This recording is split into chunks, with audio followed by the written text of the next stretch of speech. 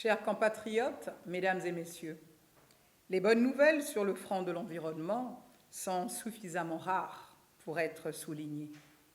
En ce 28e anniversaire de la Journée internationale de la protection de la couche d'ozone, cette barrière protectrice qui filtre les rayons ultraviolets en provenance du Soleil, j'ai la satisfaction de vous annoncer que la reconstitution de ce bouclier indispensable pour la vie sur Terre est en bonne voie.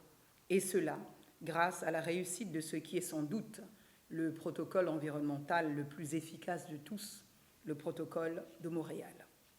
Petit rappel historique.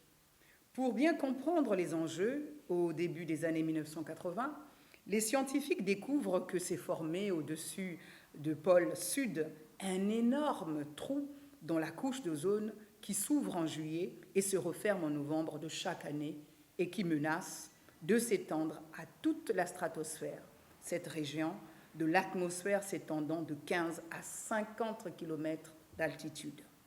Le risque de voir à moyen terme l'ensemble de notre planète et de ses habitants directement exposés aux rayons solaires, avec tout ce que cela implique en termes de dégâts environnementaux irréversibles et de propagation des maladies graves comme le cancer de la peau et les cataractes oculaires est évident. Très vite, les scientifiques identifient les responsables de ce phénomène. Ce sont les gaz hydrofluorocarbone, dits CFC, et les halons qui contiennent du chlore et du brome capables de détruire la couche d'ozone et massivement utilisés dans la fabrication de produits du quotidien comme les réfrigérateurs, les climatiseurs, les aérosols, les extincteurs ou les mousses d'isolation. Ces substances toxiques, il fallait donc les interdire le plus rapidement possible. Chers compatriotes, mesdames et messieurs, tel est l'objectif que s'est fixé le protocole de Montréal, signé en 1987 et ratifié depuis par 198 pays dans la République du Congo.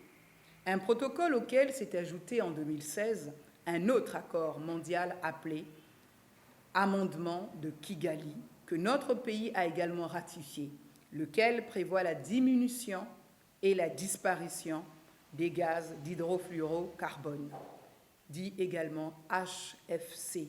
Ces substituts de deuxième génération au CFC et qui se sont relevés de redoutables contributeurs au réchauffement climatique.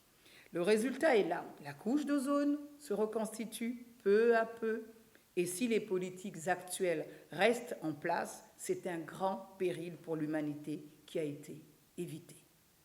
Si le protocole de Montréal n'existait pas, nous serions d'ores et déjà confrontés à la réalité d'une terre brûlée et à des hausses de température nettement au-dessus de celles que nous enregistrons, car ces gaz toxiques ne sont pas que des mangeurs d'ozone, ce sont aussi de puissants agents d'effet de serre.